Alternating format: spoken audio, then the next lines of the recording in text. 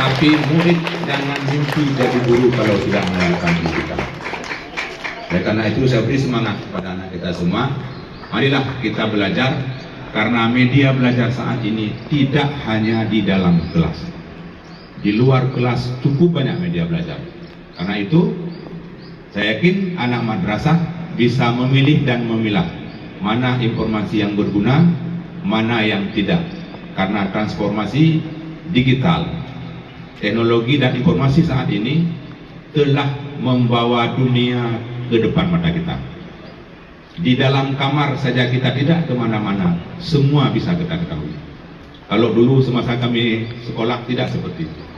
Kita hanya mengetahui informasi yang disampaikan oleh orang, kita dengar lewat radio dan kita baca di media.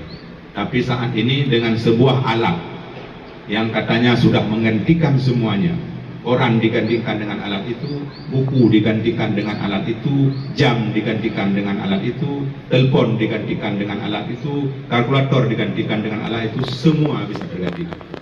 Oleh karena itu pesan saya kepada anak-anak madrasah, khususnya madrasah aliyah 3 ini, saya yakin kalau kita sering mendengar di luar ada tawuran, ada perundungan dan sebagainya, saya yakin madrasah aliyah pasti bisa menjaga semua itu.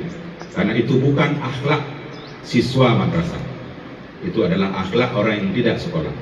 Kita di madrasah saya yakin semua guru menginginkan anaknya berakhlakul karimah.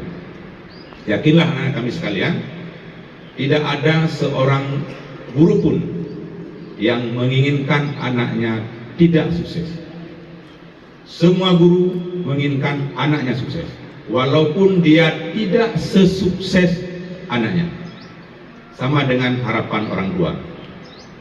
Jadi oleh karena itu yakinlah kepada guru, karena guru akan mendidik kalian menjadi orang yang berguna bagi nusa dan bangsa.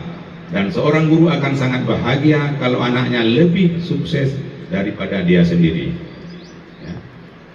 Demikian barangkali yang dapat saya sampaikan, lebih dan kurang saya mohon maaf. Billahi taufiq wal hidayah. Wassalamualaikum warahmatullahi wabarakatuh.